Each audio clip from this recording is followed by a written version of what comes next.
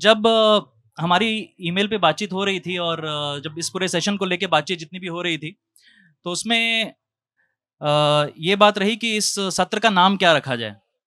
और उसमें भी मैंने दादा की ही एक कविता का सहारा लिया। उनकी एक कविता है, दुनिया में अच्छे लोगों की कमी नहीं है। तो इस सत्र का नाम यही है।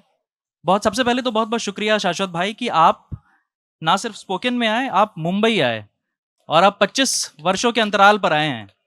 तो पिछली बार आना और इस बार आने में क्या अंतर है और कैसा है? पिछली बार जब मैं आया था तो करीब 25 वर्ष पहले आया था और तब दादा मेरे साथ थे। आज मैं आया हूँ लेकिन दादा साथ में नहीं है उस तरह। लेकिन जब मैं पहली बार मुंबई को छुआ तब मुझे ऐसा लगा कि मेरे दाहिने हाथ को दादा अभी भी पकड़े हुए हैं। तो दादा की उस छुअन को भी मैंने मुंबई को छूने के साथ महसूस भी किया। और मुझे ये लगता ही नहीं है कि मैं दादा को याद कर रहा हूँ। मुझे पता नहीं, हमेशा ऐसा लगता रहता है कि दादा यहीं कहीं हैं, मेरे आस-पास साथ में। जब मैं पहली बार कुछ साल पहले जब मैं रायपुर गया था और मुझे वाक़या याद आता है कि हम घर पहुँचे और दरवाज़ा खोला इन्होंने, तो मैंने मेरे बगल में अचल मेरे दोस्त थे और मैंने बोला कि, "अरे! शुक्ल जी कितने फिट हैं।" तो मुझे उस समय मतलब मुझे अगले 10 सेकंड में पता चल गया था कि मैं गलत हूँ। उसका कारण ये था कि मैंने विनोद कुमार शुक्ल जी को हमेशा किताबों के पीछे के फ़ोटो में देखा था, जो उनके जवानी की फ़ोटो हुआ करती थी और मैं उसी समय मिल रहा था शाश्वत जी से, तो मैं उसमें था, 10 सेकंड तक मैं उसमें रहा।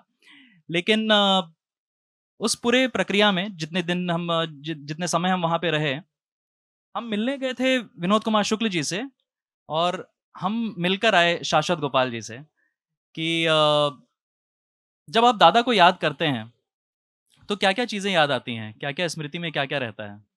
पता नहीं कि याद करना किसे कहते हैं। मुझे लगता है कि मैं दादा को याद नहीं करता करता। मुझे लगता है कि मैं दादा को अभी भी महसूस करता हूँ। वो कुछ कहेंगे या अभी-अभी वो यहाँ से, इस कमरे से उठकर गए हैं। दादा बगीचे में पौधों की देखभाल खुद ही करते थे। पौधों में पानी डालते थे।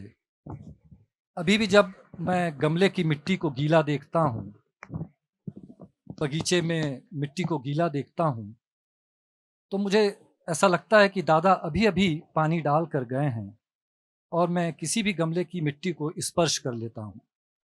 तो इसी तरह दादा मुझे याद आते हैं। दादा, अभी पतझड़ शुरू हुआ है। घर के बाहर पेड़ बहुत हैं, पत्तियाँ गिरती रहती हैं, हवा अच्छी चलती है। तो दादा का अक्सर समय जो है वो झूले में बीतता था। तो दादा के और उस झूले के पास में कुर्सी भी रखी होती थी। तो दादा जो भी पास में होता या नहीं भी होता तो दादा आवाज़ देकर कहते थे कि हवा अच्छी चल रही है और थोड़ी देर बैठ जाओ। मैं हूँ या माँ जो भी हो, मेरी बेटी हो। लेकिन अभी जब पतझड़ शुरू हुआ तब मुझे पत्तियाँ ही कहती थीं कि पतझड़ शुरू हो गया है। लेकिन दादा की आवाज़ को मैं सुन नहीं पा रहा था कि मेरे करीब से कोई कहे। तो मैंने अभी-अभी एक चकरी खरीद ली और उस चकरी को पास के झूले के पास के गमले में गाड़ दिया है। अब जब वो चकरी घूमती है तो मुझे लगता है कि दादा कोई तो कह रहा है कि हवा चल रही है, पास में बैठ जाओ, और मैं झूले के पास बैठ जाता हूँ। कई बार आपने ये बात कहा भी है और लिखा भी है, जो आपका लेख है एकांत का बाहर जाना उसमें भी कि आपको बहुत कुछ दादा से विरासत में मिला। और हमें तो वो जानकारी नहीं है कि उनसे वो उनके साथ रहना कैसा था, क्या था? हम हमारी जो मुलाकात हुई दादा से वो उनकी कविताओं के माध्यम से हुई, उनके शब्दों के माध्यम से हुई। आपकी मुलाकात अलग है। वो विरासत में मिलना क्या था, जो आपको मिला, जो बहुत अलग है? वो मैं चाहूँगा कि आप लोगों को भी यहाँ पे भी बतलाएँ कि वो क्या है जो आपको उनसे विरासत में मिला? देखिए, सबसे पहला तो वो शब्द ही मिला है दादा। मैं अपने पिता को दादा कहता हूँ, मेरी बेटी मुझे दादा कहती है। और ये शब्द और ऐसे कुछ और शब्द हैं जो अपने मूल अर्थ के साथ कुछ अलग अर्थ रखते हैं, इस तरह कि जैसे मैं अपने पिता को दादा कहता हूँ। बहुत सी किताबें मिली हैं, कुछ चित्र मिले हैं, पेड़ पौधे मिले हैं, और मैं तो हूँ ही। जब भी मैंने आपको उनके आसपास देखा, जो मेरी स्मृति में जो चित्र याद आता है वो है एक वॉइस रिकॉर्डर के साथ आपका उनके आसपास रहना। और दादा कुछ भी बोलते थे तो उस वॉइस रिकॉर्डर में आप लगभग सब कुछ सहेज के रख लेते थे। ऐसा कुछ आपको लगता है जो उनका ऐसा कहना हम सभी से सुनना रह गया हो? यह बहुत कठिन है बताना मेरे लिए। ये तकनीक ने कुछ सुविधा दे दी कि जब कोई बातचीत कर रहा है हम उसको सहेज लें, चित्र खींच लें। मुझे मैं कहने से बचता हूँ, इसलिए चित्र खींचता हूँ कि मुझे कुछ कहना ना पड़े। लेकिन दादा जब भी घर में साथ में रहते हैं या कुछ कहते हैं तो वो कुछ ऐसा कहते हैं कि जिसे मुझे लगता है कि इसे सहेज लेना चाहिए था। लेकिन मुझे विरासत में एक चीज़ और मिली है, वो है भूलना। वो मैं भूल जाता हूँ, दादा भी भूल जाते हैं। दादा यहाँ तक कि मुझे भी भूल जाते थे कि मैं उनके साथ हूँ। सब्जी लेने बाजार जाते थे और पता लगा सब्जी का थैला तो घर पहुँच गया लेकिन मैं बाजार में छूट गया। तो इस तरह शायद ये विरासत में है कि मैं याद नहीं रख पाता तात्कालिक रूप से कि मुझे क्या कहना है या क्या सहेजना है या दादा ने क्या कहा। तो इसलिए जब जो भी कुछ आसपास होता था तो मैं उससे कोशिश करता था कि मैं उसे रिकॉर्ड कर लूँ। हाँ। लेकिन मैं आज तक उन रिकॉर्ड की हुई चीज़ों में पीछे लौटा नहीं हूँ, क्योंकि मैं कैसे पीछे लौट जाऊं जब वर्तमान मेरे साथ में है, इसलिए मैं नहीं लौटा। और दादा ने अभी भी इतना काम किया है, अभी भी मुझे उनके लिखे हुए को जो सामने नहीं है उसे उसके साथ रहने में मैं कई वर्ष और वर्तमान में रहूंगा। तो धीरे धीरे लौटूंगा कि कुछ मिल जाए। मतलब इस तरह वो बात करते थे कि मेरी बेटी बहुत छोटी थी, तो बगीचे में कंकड़ पत्थरों से खेल रही थी, तब दादा उसके साथ खेल रही थी। वो कंकड़ पत्थर छोटे छोटे उठा के दादा को हाथ में दे रही थी। तो दादा ने उससे कहा, मेरी बेटी से, करीब 4-5 वर्ष की होगी, कि एक दिन पत्थर भी नहीं बचेगा, चाहता हूं पत्थर का बीज सुरक्षित रहे। मैं भी वहीं पास में था, तो मैंने दादा से कहा आपने क्या कहा? तो दादा को यह याद नहीं था कि उन्होंने क्या कहा। फिर जब मैंने याद दिलाया तो फिर दादा ने अपने उपन्यास में इस पंक्ति का जिक्र किया है। तो इस तरह दादा बातचीत में या छोटे छोटे काम करते हुए भी दादा ये कह देते थे। और मुझे ये कभी नहीं लगा कि वे अपनी रचना प्रक्रिया से कभी बाहर हुए हों। ये अक्सर सवाल दादा से और मुझसे पूछा जाता था कि आपकी रचना प्रक्रिया क्या है? तो मुझे लगता है कि सांस लेना ही दादा की रचना प्रक्रिया थी, क्योंकि वो हर क्षण सोचते रहते थे। कभी सुबह की सब्जी दादा ही काटते थे घर की, तो कभी सब्जी काटते हुए, कभी सो जाने के बाद भी दादा ये कहते थे कि अचानक उठकर कहते थे कि इस वाक्य को लिख दो या इस शब्द को लिख दो। तो पास में जो भी पन्ना या डायरी होती थी, तो घर का जो भी व्यक्ति होता था उस पंक्ति को या उस शब्द को लिख देता था। और फिर बाद में दादा उस पंक्ति की या तो कभी कविता के रूप में आ जाती थी या कोई छोटी सी कहानी बन जाती थी। तो ये मुझे कभी नहीं लगा कि दादा रचना प्रक्रिया से बाहर रहे हों। और हमेशा यह लगता था कि कुछ छूट ना जाए, इसलिए मैं जब भी कुछ ऐसा लगता था कि मैं जो भी है पास में, मैं उसमें रिकॉर्ड करना चाहता था, रख लेना चाहता था। बस यही एक कोशिश थी। अभी भी क्या कोई दादा की किताब अभी आनी है, कविता संग्रह या कुछ, जिसका हम सभी इंतजार करें? हाँ, दादा की रचनाएं ऐसी बहुत सी हैं।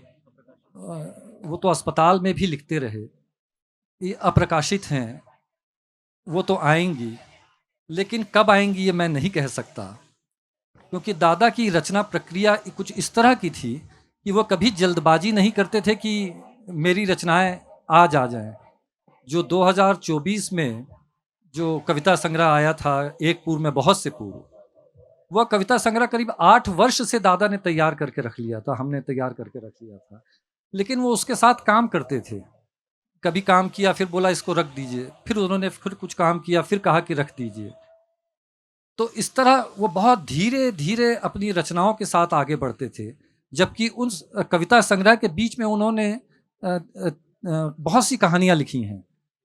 तो अपनी रचना के साथ रहना और अपनी रचना के साथ फिर लौटना और फिर उसके साथ दोबारा रहना और फिर उसको सबके लिए मुक्त कर देना, ये एक लंबी प्रक्रिया से था। तो इसलिए शायद ये मैं भी नहीं कह सकता कि मैं वो कुछ किताबें कब तक आएँगी, लेकिन मुझे लगता है कि आती चली जाएँगी। जी, जी, जी, बिल्कुल।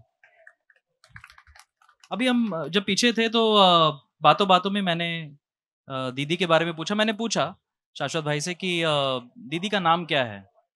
तो उसके पीछे की कहानी जो इन्होंने बताई, मुझे मन तो नहीं है कि सब लोग जानें, बस मेरे तक ही बात रहे। लेकिन मैं चाहूँगा कि आप फिर से बताएँ, दीदी का नाम और उसके पीछे की कहानी बड़ी प्यारी-सी कहानी लगी। तो दादा एक बार अगर आप दीदी जो हैं, उनकी स्कूल में भर्ती करने के लिए जब दादा चले गए और प्रक्रिया पूरी हो गई थी, तो उनसे कहा गया था कि आप पूरी प्रक्रिया करके आप फीस भर दें। तो दादा दीदी मुझसे बड़ी हैं, 5 वर्ष बड़ी हैं। तो दादा उनकी फीस भरने और स्कूल में गए। तो वहाँ पे जो प्रक्रिया में बैठी थीं, सब लाइन लगी हुई थी। तो दादा का जब नंबर आया तो दादा से उन्होंने कहा कि जो भी कागज़ देने थे दादा ने दे दिए। उन्होंने कहा कि मैं क्या नाम लिखूं, बेटी का नाम नहीं लिखा हुआ है। तब तक दादा ने दीदी का नाम माँ ने तय नहीं किया था। और तो दादा उस समय बहुत सोचने लगे और चूंकि लाइन लगी हुई थी तो दादा लगातार सोच रहे थे। कुछ देर हो गई तो जो सिस्टर थी स्कूल में, उन्होंने बहुत जोर से कहा कि आप क्या विचार कर रहे हैं। तो दादा ने उसी समय कहा कि मेरी बेटी का नाम विचारदर्शनी है। पिछले कुछ सालों में मेरे कई दिन ऐसे बीते हैं, बहुत समय ऐसा बीता है कि मेरे दोस्त हैं हरप्रीत जो अभी हमें जॉइन करेंगे, तो मैं कई बार उन्हें कविताएं दादा की पढ़कर सुनाता रहा हूँ। तो जब ये ख्याल आया कि ये सेशन हम डिज़ाइन करते हैं, इसको करते हैं, तो मैंने हरप्रीत से पूछा कि क्या वो दादा की कुछ नई कविताओं को कंपोज करेंगे। तो उन्होंने कुछ कविताएं कंपोज की हैं दादा की, और अब मैं आमंत्रित करूंगा हरप्रीत को, जो कि हम सभी के बड़े फेवरेट आर्टिस्ट हैं और बहुत खूबसूरत सिंगर सॉन्ग राइटर हैं। तो हरप्रीत।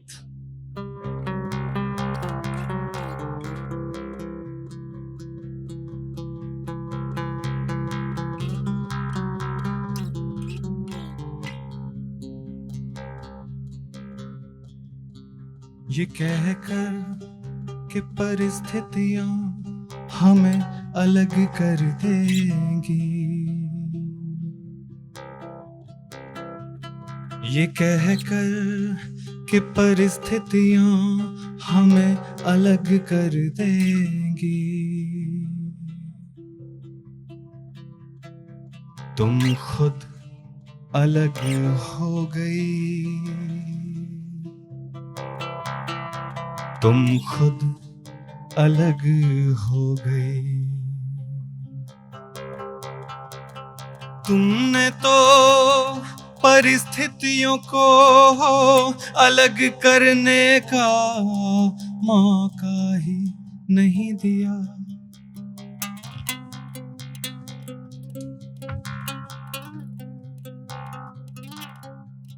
तुमने तो परिस्थितियों को अलग करने का मौका ही नहीं दिया।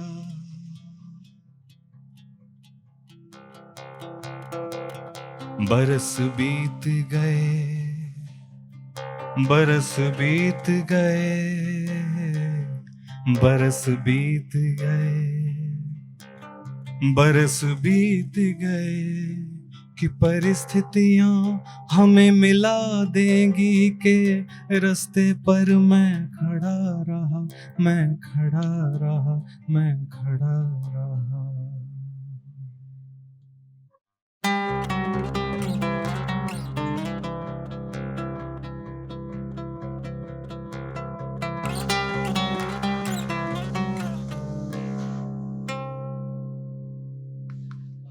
Thank you.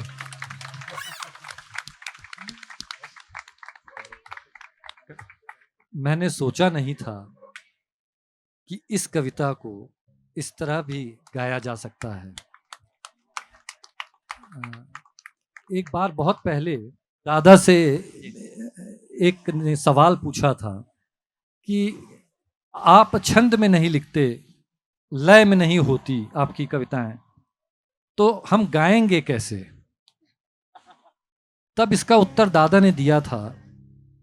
दादा ने कहा था कि मैं यह मानता हूं कि कहानी को भी गाया जा सकता है। इस कविता को इस तरह सुनना, मुझे लगता है कि दादा की बात का यह विस्तार है, और हर रचना और हर कला एक दूसरे के साथ कुछ इस तरह चलती है कि एक रचनात्मकता की कई कड़ियां बनाते हुए जाती है। तो शायद हरप्रीत जी ने वही किया है। जैसा कि शाश्वत जी ने बोला कि छंद मुक्त रहती हैं, तो उस तरह के लोग सोचते हैं, तो हम भी सोचते हैं। कुछ किए हैं मैंने पास्ट में, जैसे पाश की घास जब की थी तो बहुत एक अलग फील आई थी।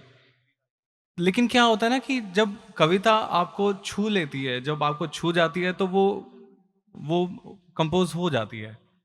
मुझे याद है कि तुम आए थे, हमने एक दिन तय किया था कि हम बैठेंगे साथ में और देखेंगे कि आगे कैसे लेकर के चलेंगे इसको। और तब तक लेकिन मैंने कॉम्पोजिशन की नहीं थी। एक दिन निहाल शाम 4-4:30 बजे के आसपास हमने एक दिन तय किया था और मिलेंगे।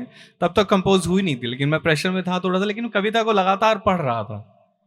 एक इमोशन उसका जहन में बैठ गया था, और जब निहाल मेरे सामने बैठे थे और मैं गिटार उठा के बैठा और ये बस गाई गई। I am sure you remember Nihal how it happened, right? Within 5-7 minute maybe the whole composition came out.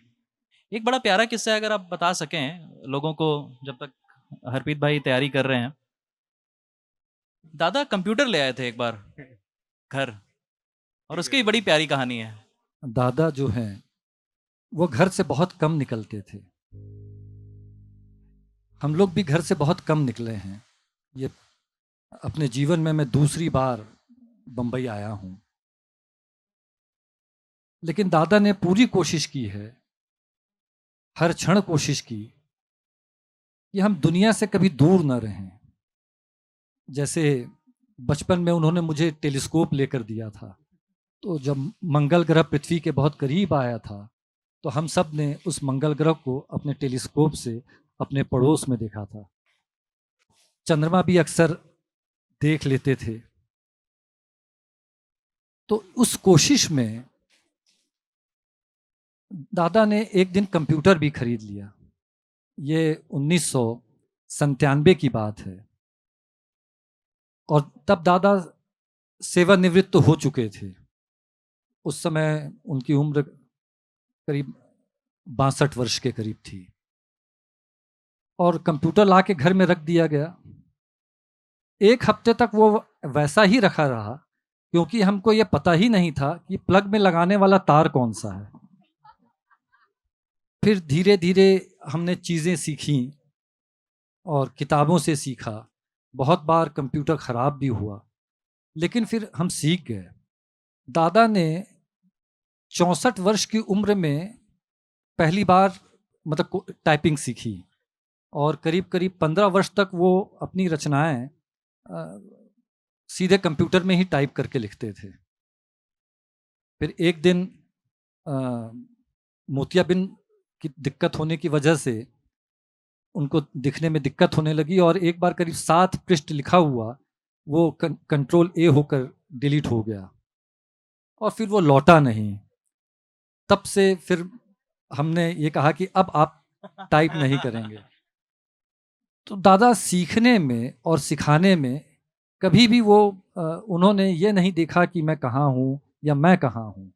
वह विश्वास करते थे, और जो बच्चों की तरफ लेखन के लिए मुड़े भी, तो मुझे लगता है कि जिस तरह वो मुझे या दीदी को सिखाने के लिए मुड़ते थे, तो उस तरह वो बच्चों के लेखन की तरफ भी मुड़ गए, इस विश्वास के साथ कि जब दुनिया कहती थी कि समय ठीक नहीं है, तो दादा को बच्चों पर, किशोरों पर, युवाओं पर बहुत भरोसा है।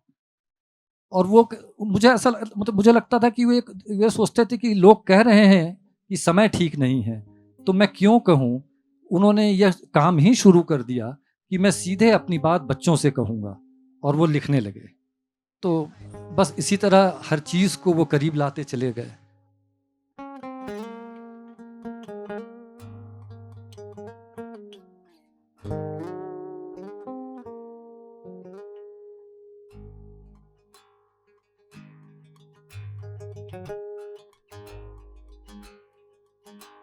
हताशा से एक व्यक्ति बैठ गया था,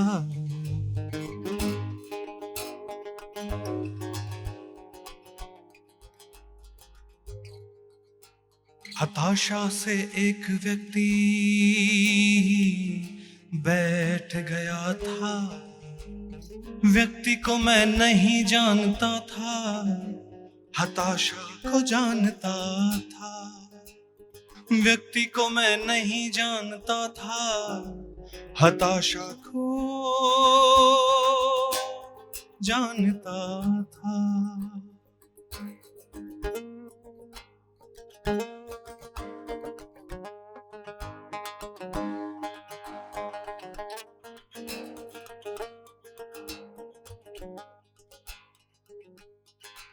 इसलिए मैं उस व्यक्ति के पास गया, मैंने हाथ बढ़ाया, मेरा हाथ पकड़कर वो खड़ा हुआ। मुझे वो नहीं जानता था, मेरे हाथ बढ़ाने को जानता था।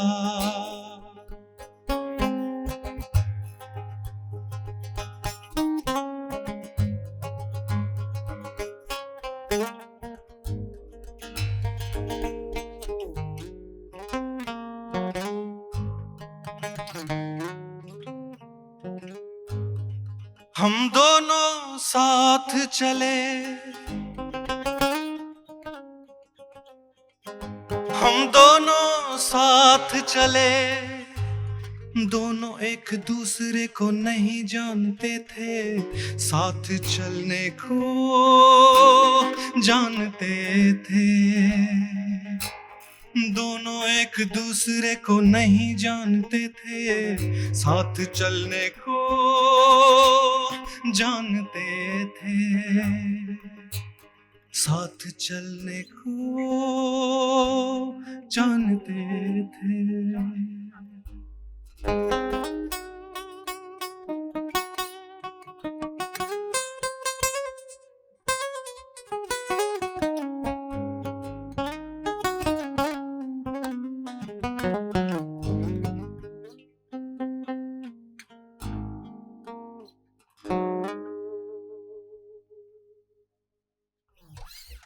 Thank you. ये वो कविता है जो लगभग हम सभी के जीवन में एक बहुत जो भी विनोद कुमार शुक्ल से थोड़े भी मुखातिब हुए, वो उनके जीवन में इस कविता ने बहुत मदद किया है। दादा को जब भी मैं पढ़ता हूँ तो मैं उम्मीद के साथ रहता हूँ कि सब अच्छा होगा। और अभी अभी दादा ने एक ज्ञानपीठ पुरस्कार के समय कहा था कि हमें किसी भी क्षेत्र में अगर आगे जाना है तो उस क्षेत्र के शास्त्रीय किताबों के करीब जाना चाहिए। हरप्रीत जी को सुन रहा हूँ तो मुझे लगता है कि हरप्रीत जी के जो सुर हैं, जो बंधे हुए हैं, वो शास्त्रीयता की धरातल से बंधे हुए हैं। शायद मेरा परिचय तो इनसे अभी हुआ है, लेकिन मुझे लगता है कि इनकी नींव जो है वो शास्त्रीय नींव है। बिल्कुल, क्योंकि इनके सुर भटकते नहीं हैं और जो भावनाएं हैं, जो इस कविता की जो उम्मीद है, वह इतनी बिखरती है इनके गाने से कि शायद कविता के साथ साथ इनके जो सुर हैं वो भी बहुत से लोगों की उम्मीद को बांध देंगे। बस यही कहूँगा। बहुत बहुत शुक्रिया हरप्रीत। मैंने अभी कहा कि दादा की हर रचना में मुझे उम्मीद दिखती है, और इस कविता में भी उम्मीद है, और चाहता हूँ कि जो इस कविता, दादा की कविताओं की जो पहली पंक्ति होती थी वही कविता का शीर्षक भी होती थी। तो इस कविता की पहली पंक्ति मैं पढ़ता हूँ। दुनिया में अच्छे लोगों की कमी नहीं है। तो दादा हमेशा कहते थे कि जब हम नाउमीदी की बात करते हैं तब कहीं ना कहीं उम्मीद और कुछ इस तरह होती है कि कोई ना कोई एक हाथ आगे बढ़ जाता है और हमें यह महसूस होता है कि अच्छे लोगों की कमी नहीं है। यह कविता है, मैं दादा की पढ़ता हूँ। दुनिया में अच्छे लोगों की कमी नहीं है, कहकर मैं अपने घर से चला। यहां पहुंचते तक जगह जगह मैंने यही कहा, और यहां कहता हूं कि दुनिया में अच्छे लोगों की कमी नहीं है। जहां पहुंचता हूं वहां से चला जाता हूं। दुनिया में अच्छे लोगों की कमी नहीं है, बार बार यही कह रहा हूं। और कितना समय बीत गया है, लौट कर मैं घर नहीं, घर घर पहुंचना चाहता हूं और चला जाता हूं। बहुत कुछ है जो हमेशा बचा रहेगा, दादा के बारे में बात करना। तो आप सभी का बहुत शुक्रिया इस thank you all, thank you so session much. का, इस सत्र का हिस्सा बनने के लिए। बहुत बहुत शुक्रिया हरप्रीत आपका, और बहुत बहुत शुक्रिया शाश्वत भाई आपका रायपुर से आने के लिए, और शुक्रिया। बहुत बहुत धन्यवाद, बहुत धन्यवाद।